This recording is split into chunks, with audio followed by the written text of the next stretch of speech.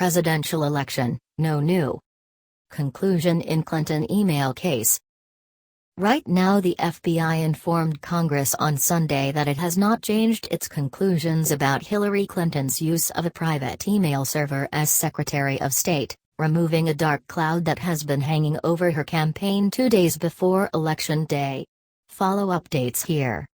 For Donald J. Trump, Sunday is about seeking a path to the presidency not blocked by Latino, Black and Asian voters.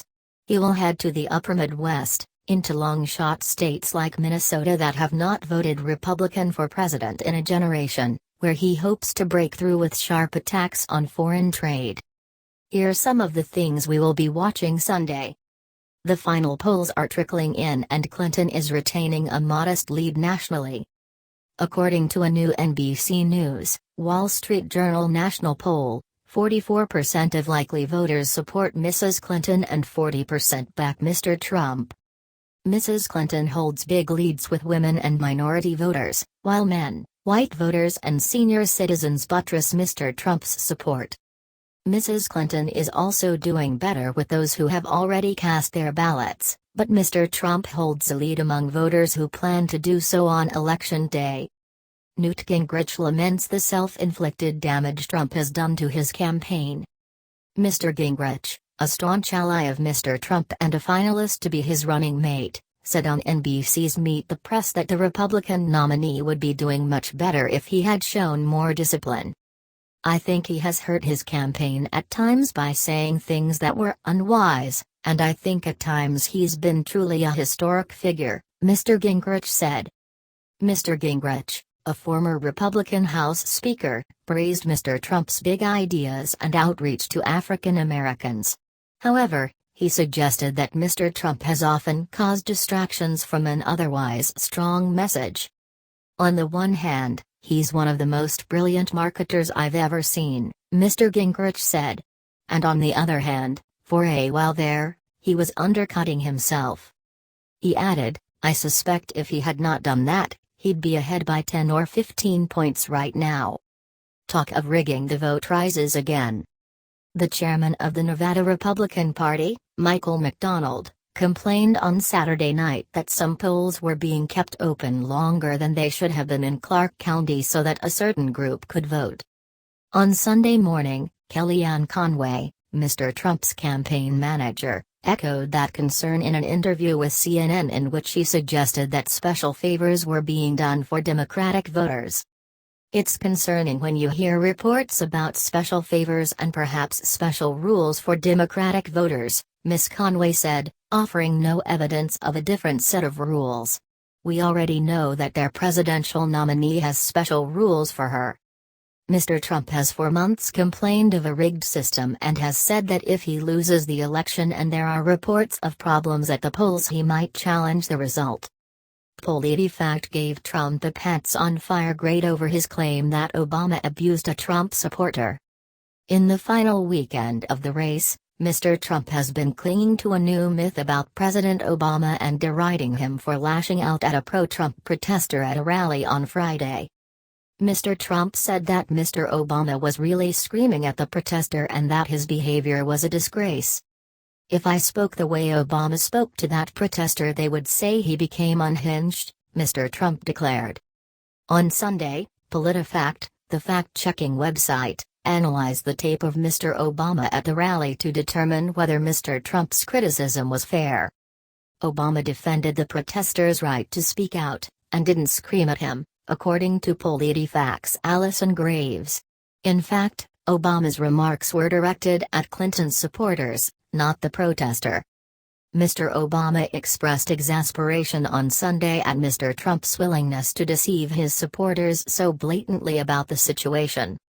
He thought it was okay to just lie in front of all of his supporters, Mr. Obama said at a rally for Mrs. Clinton in Florida. Wasn't even trying to be sneaky about it. Clinton is not likely to be back in Florida before Election Day, but she is sending in the big guns. Early voting is coming to a close in Florida, the nation's largest swing state, and Mrs. Clinton is not expected to return there before Election Day. But on the campaign's last weekend, she is sending her most prized surrogate, President Obama, to rev up turnout in the Orlando area. Mr. Obama has been an indispensable force in getting out the vote, and the site for his visit is no accident. Steve Shale, a Democratic strategist tracking early turnout in Florida, detailed a distinct bump in Democratic voting around Jacksonville after Mr. Obama's visit there on Thursday. And while Democrats have enjoyed a big boost from Latino voting in the Orlando area, they see room to grow, especially among black voters.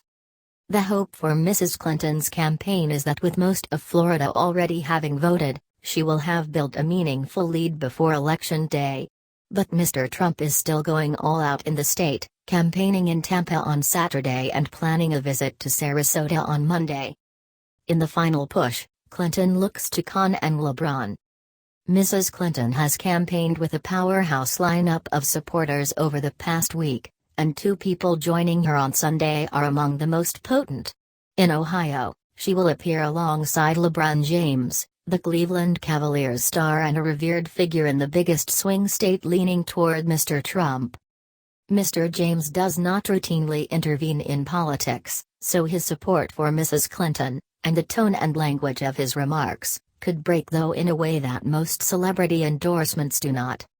In New Hampshire, Mrs. Clinton will be joined by an electrifying figure of a different kind, Khizr Khan, whose August clash with Mr. Trump proved disastrous for the Republican nominee.